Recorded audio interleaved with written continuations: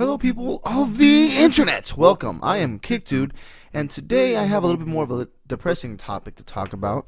It kind of has to do with fandoms, and really what people consider a fandom is basically you're dedicating a lot of time to this one person, one thing, or one ideal, in the hopes that, well, maybe you get something in return. Well, a lot of people have speculated that people are fans of a certain thing if they do a certain, fulfill a certain obligation, or like are fans of certain people if they do certain things. What I have seen in my experience anyway is that people have sometimes been a fan to a point of letting themselves be used by the creator slash person that they're basically idolizing. And that's kind of the topic I have for today. It's kind of why fandoms sometimes hurt new creators, especially here on YouTube right now that the cauldron is a little bit more stirrier than ever. One of these things is quite literally just being a fan sometimes hurts you.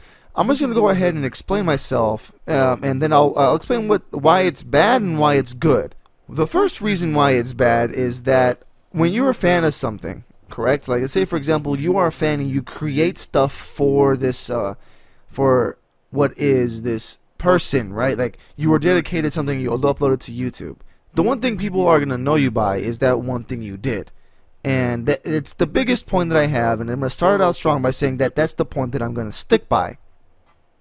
People are not going to know you because you make good content on a regular basis. They're going to know you because you made a Game Grumps remix that one time, or because you made a PewDiePie animation that one time, or you made I don't know, like Swoozy helped you out and he give you a shout out that one time. You know, it's things like that that kind of put people in a weird perspective that, hey, what am I doing? You know, I actually make content. The only reason you're here is because I met that one dude that one time. And this goes back even further to another video that I've made before, is that if when I was talking about fans going to people's houses, and it's basically going back, this is where the Venn diagram kind of meets in these two areas where, hey, listen, you follow this guy around, and then he gave you that flash fame that you wanted, but now the only reason they know who you are is because of the thing that they helped you with. That's the only reason, alright?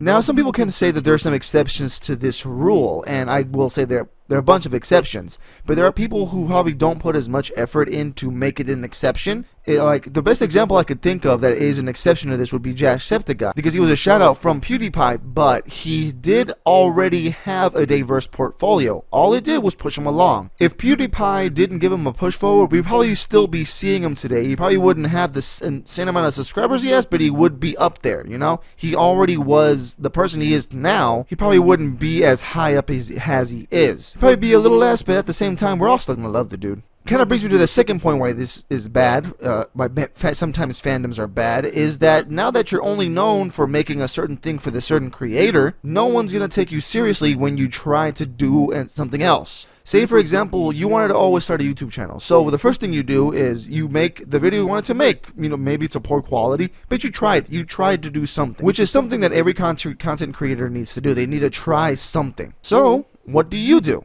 What is something that you do? Well, you make a little skit of something that happens in the restroom way too often, and it's relatable to everybody. To you, it's the funniest video ever, and your mom thinks it's funny, your grandma thinks it's funny, and your friends thinks it's funny. So you think, put it on YouTube. What happens? You get maybe 5 views, if anything, right? If you get 5 to 20 views from people, just your friends, and then some people who shared it. But then you go ahead and you find this dude or this girl you find very, very funny or very appealing on YouTube, and you decide, hey, guess what? This guy does something that's similar to me. I'm gonna make a different, a little parody thing that hints at them and includes them in a certain way. I'm gonna dress as that person, and I'm gonna make fun of him, and then he's gonna see it, and I'm gonna show it to him, and he's gonna like it.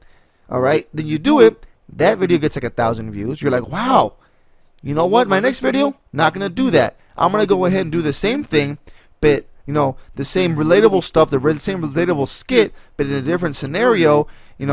Get more people together, because obviously this is taking off. And then when you go ahead and do it, you get this 40 views. Why? Because no one's gonna take you serious. People will always associate the things you have done and the fandoms you are in and they're gonna think that you're gonna be doing that forever because apparently on YouTube now you make one thing and that counts as a habit or a schedule, and that is completely false. You don't make a schedule unless you follow it. I have a schedule of Monday, Wednesday, Friday. I put commentary and music out every alternate Monday. I put gameplay on the Wednesdays, and I stream mobile games on Friday. That's a schedule. I stick to that schedule. And basically people are like, oh, he made a PewDiePie skit. This guy is a PewDiePie fan. I really don't like PewDiePie so much, I'm never gonna watch him again. That's the mentality people go into when they're watching these kinds of videos. It seems weird for me to say it, but it's completely true. And I think some YouTubers may be able to back up this claim that I'm making, but unfortunately it does become that. And it's not cynicism, it's not it's just realism. It's something that I've seen happen all too often. I tell people what I want to do, and I always say, well, the first thing I want to do is I want to make music full time, but in order to do that, I need to have an audience and keep them happy. I can only produce maybe 2 songs a month without burning myself out. So I put gameplay out, and I stream games, and I make commentary, so that when it comes time to have those videos, I'm able to go ahead and make the music I want to. So, but basically what happens when I say I want to put gameplay out so people can watch it, they're like, oh, you want to be like what's this guy's name? Like Mr. PewDiePoots? PewDieHods? What's his name? That guy from freaking Europe. He's from Europe. I'm like, you mean PewDiePie? And I would like to be in his position, but no, that's not what I want to do. That's the second, and that people are not going to take you serious.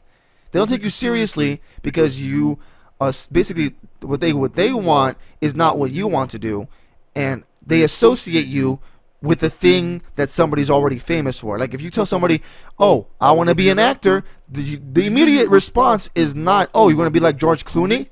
You want to be like Alex Trebek? You want to go ahead and be like Denzel Washington? No. The immediate conclusion is, well, you're going to have to start somewhere. Every single time. Find something. That's never the thing for the YouTube community. So even though these bad things happen on YouTube, and even though some of these things aren't the greatest, there are good things to come with being a fan of people on YouTube and making fan content. One of the things, first and foremost, one of the biggest things that happens is you get a bunch of new people coming in and looking at your stuff.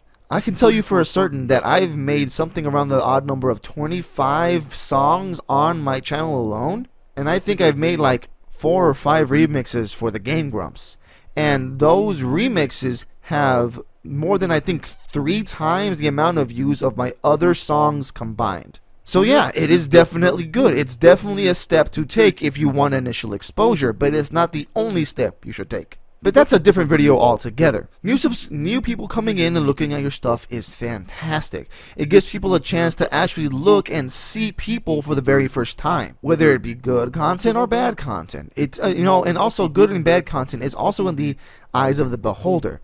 Whether you like somebody's voice to the amount of things they have on screen. And my last point I have as to why it's good to make fan content is that you're probably gonna find people in your same boat that want to maybe make something with you, or you might even find or work with another YouTuber who has like 2 or 3 times the amount of subscribers you do, to help you push you on your way.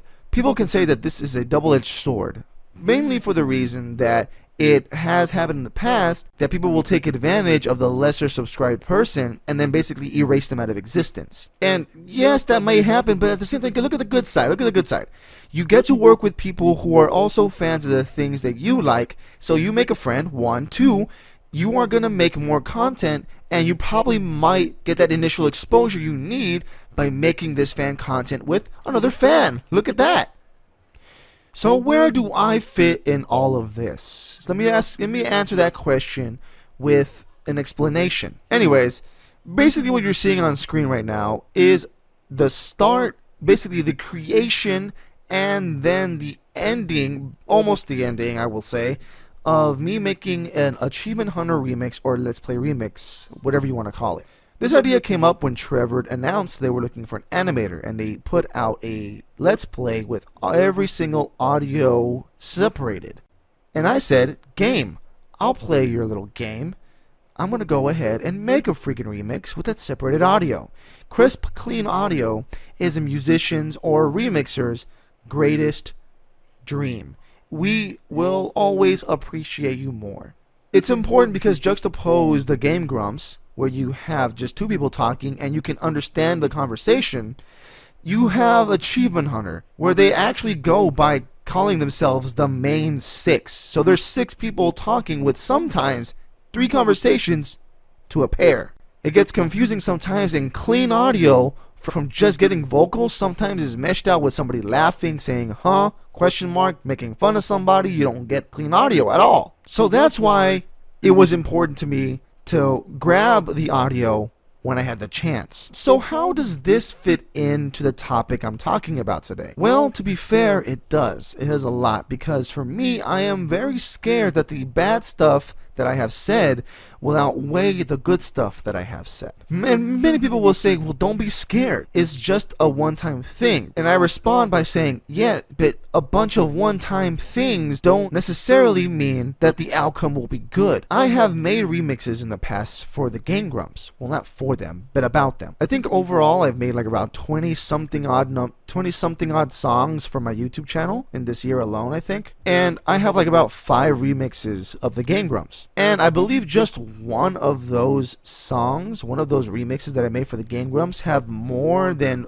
all of my other songs' views combined. So yeah, it's a good thing. It's really, really good. So yeah, I think it's good, but I don't want it to outweigh the bad. So if you have come here to see how I made this and maybe give an explanation of how and when I did the things, sorry you're disappointed, but I didn't get to teach you anything. But on the flip side, I'm glad you're here, and hopefully you're here because you actually want to maybe enjoy a newer YouTuber, rather than be cynical and not be hating me because I don't produce fan content all the time. Well, if you like this discussion, love me, and I love you back, because I will see you guys next time.